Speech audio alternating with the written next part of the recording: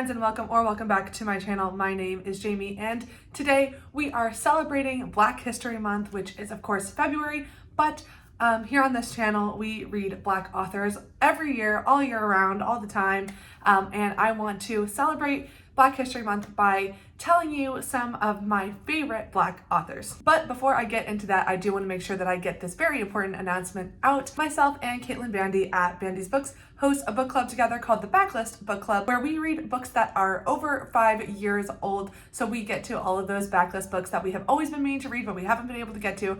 That is what our BACKLIST Book Club is about. And for the months of January and February, we have been reading The Underground Railroad by Colson Whitehead. And this is going to be the book that we are talking about for our February live show. And I am able to announce that that live show is happening on Monday, February 24th at 8:30 p.m. Eastern Time and 5:30 p.m. Pacific Time, and wherever you are in between. So please join us for the discussion of The Underground Railroad. Obviously, this book was chosen in support of Black History Month. Okay, jumping right into it, I'm going to start with an author and a book that was mentioned in my favorite books of all time video. So if you watched that video, you've seen that one there. That is Transcendent Kingdom by Yaa Gyasi. We are talking about authors today, not the book. So Yaa Gyasi, this is my first and only book that I've read by Yaa Gyasi. I desperately need to get to Homegoing. This is like, I need to get it done in 2025. But Yaa Gyasi, my first book read by her, and I was just absolutely blown away. I read this, it became an instant favorite. It is a book that deals with a woman who is looking back on her life. She's a scientist, and she's looking back on her life and her relationship with God, with spirituality, as it relates to a very traumatic event that happened in her life. And it's this beautiful mosaic picture of growing up and what happened to her family.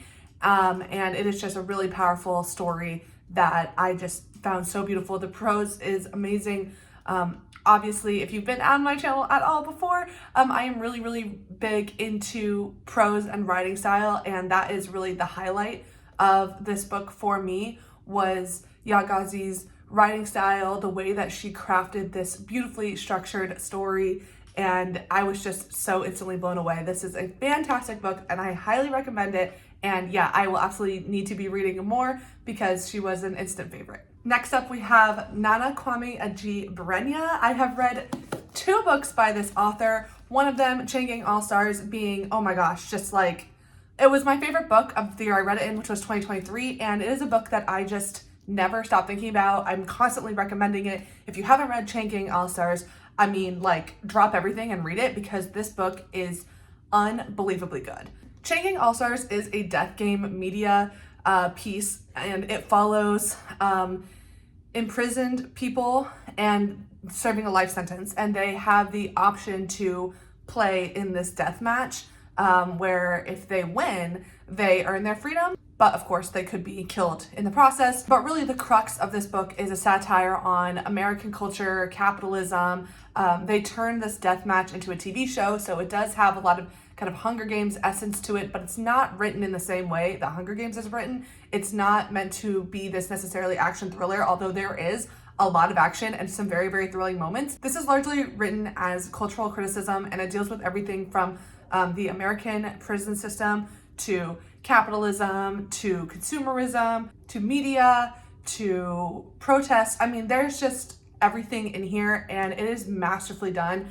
I came across Nana Kwame Adjei-Brenyah for the first time reading his short story collection, Friday Black, a collection of satirical stories. They are sci-fi. I think this could also be considered sci-fi because it is set in the future. So he really, what he loves, what he is all about, is using extreme sci-fi scenarios to critique very explicit things going on in our current culture. And he, pushes the envelope. Both of these have some really dark stuff in there. I would say, at times they are hard to read because they are so brutal. So just be aware of what you're getting into reading these books. But I absolutely love his writing style. It's very quippy, it's very witty, it's very sharp. And I think that it just cuts right to the core of the issue. And basically from now on, he's an auto-buy author for me. Anytime he writes something, it is going to be in my hands. I adore both of these. Next up, we have S.A. Cosby. Oh my gosh, this one I'm really, really excited about because though I have only currently read Razorblade Tears at this moment, which I love this book. I love this book. Obviously, I love all of these books because these are some of my favorite Black authors, but wow, Razorblade Tears really blew me away. But I'm specifically very excited about this because tomorrow I'm actually going to an author event where I get to hear S.A. Cosby talk about his newest works, All the Sinners Bleed. And I did start this book, but I didn't end up getting to finish it. And I'm still very, very interested. I definitely need to read it. And now I'm going to be able to go to that event and hopefully buy myself a copy. But anyway, Razorblade Tears is the book that I have read from him, and I know that I want to read everything that he's written now. He is a crime thriller author, but this one I found just really unique because it follows the fathers of a gay couple after they have been murdered. And one of the fathers is Black and one of the fathers is white, and they are really kind of at odds from the beginning because of the white father's deep prejudice, not only for his son being gay, but also against Black people. So there's a lot of tension right away, but they have to come together to figure out what happened to their sons. And it is just a really profound, moving story. Again, does get quite bleak, does get quite grim and brutal. That's kind of S.A. Cosby's thing. He does a lot of brutal crime stories. I know All the Sinners Bleed also deals with a school shooting, so he does go to some dark places, but I found this overall very hopeful. I didn't find this a deeply sad story. I mean, of course there are sad events that happen in it, but I do think that the resounding message at the end is hope. It is about learning to overcome prejudice. And ultimately, I just found this a really beautiful story, despite the sad things that kick it off. And again, it is a crime thriller, so those things are in there. But I really enjoyed S.A. Cosby's approach to this story. It was very unique, very different, and I can't wait to read more from him. Next up, we have Octavia E. Butler. Again, I have currently only read Parable of the Sower from Octavia E. Butler. I have Parable of the Talents that's been sitting on my TBR since I finished the first one. But honestly, the reason I haven't picked this one up is because I'm worried it's going to be really, really sad. And I'm worried that I'm going to cry, and I'm worried that it is going to make me terrified for the future because all of those things happened in Parable of the Sower, but I adore this book. This is a dystopian action thriller type thing about a very near future. In fact, this book actually is probably the most accurate portrayal of a climate disaster type apocalypse that I have ever read. This is very, very close to our actual situation. So that is what makes this book so haunting, is because this book was written in the 90s and it depicts a future that is literally right around the corner from where we currently are. And it's so crazy that she was able to write that so accurately. This follows a young woman who is forced to flee the relative safety of her town, and she has to take on the road to protect herself against the climate crisis. And meanwhile, it's also about religion, because this young woman is kind of questioning what this new world means, and how if there's a new world, there might also have to be new ways of looking at that world. So it's a lot about that. Again, some brutal things happen, but it's not the most intense, I would say, of the dystopian thrillers that I've read. It's very grounded. It's very grounded, which is why I loved it, because it is very realistic. It's not super over the top. It's just if there was to be an apocalypse due to the climate crisis, it would look like this. So I definitely need to read the second one. And also, Octavia E. Butler has written so many things. Her other most popular works are Kindred, and I think the other one's called Fledgling. So she writes that. One of them's sci-fi, one of them's fantasy. This one is kind of very close dystopian. I wouldn't even say sci-fi, because it's not that much in the future. It is right around the corner. So she wrote a lot of different genres, and I think that a lot of people would really like her works. Just, pick up the one that has the most interesting premise to you.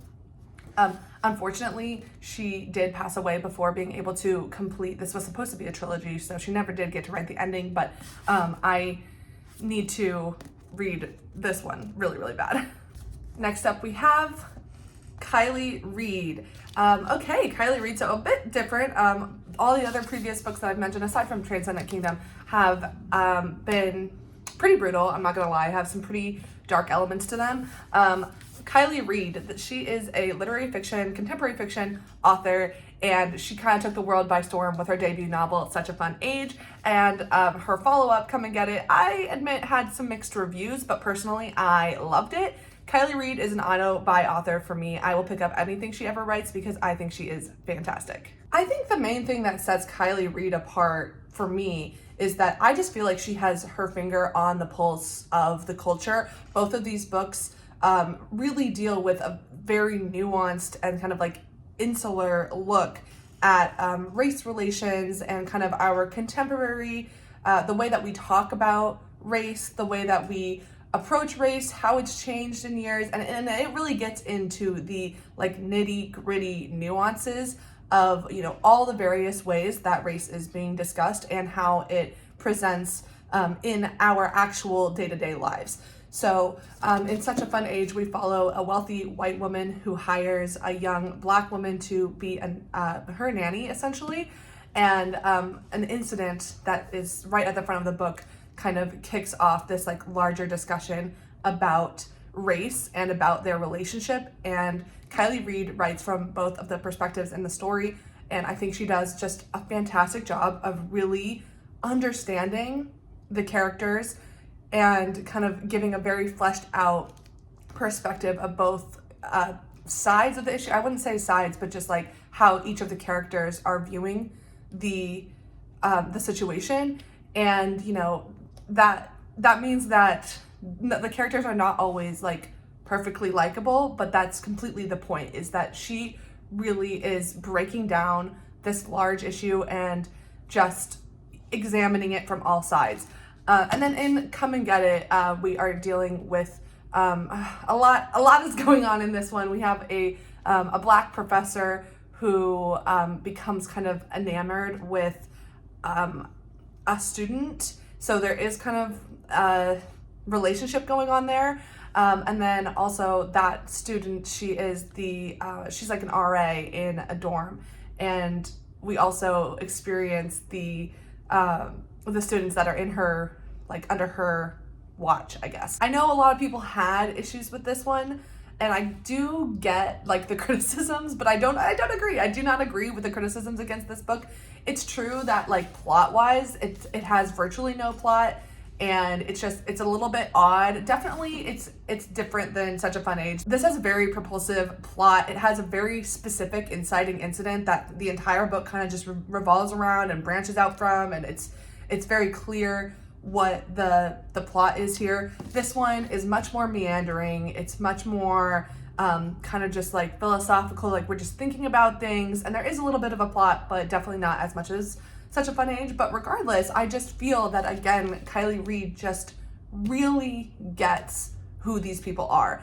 And because I also like went to college during the years that this is set, and like I could just see the characters like so clearly, I'm like, yes, that is exactly what college age girls at this time were doing. This is what they were saying. This is how they were talking. This is what we were talking about. Like, it just felt so genuine. I was just like, every time I read from Kylie Reid, I'm just like, she is a mind reader. She is in people's heads, and she is translating that into what I think is just really profound discussion. So listen, I love her. I love her, and I will always love her. And the last one I have today, that is the N.K. Jemisin, queen of sci-fi fantasy, with her multiple award-winning trilogy. She's also written another series here. I think she's written other things too, but of course, it is the Broken Earth trilogy that put her on the map.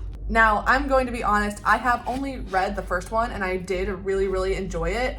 However, the sci-fi fantasy elements were a bit much for me. I listened to it on audiobook with my husband, and we both had a good time with it. And then he went on to read the next two, and he was like, Jamie, you gotta get it together. You gotta read these next two because it just gets better and better. And I do believe that. I'm just not much of a fantasy person myself, but I did really enjoy this. This is set in, I think it's a distant future, or could potentially be a completely other world.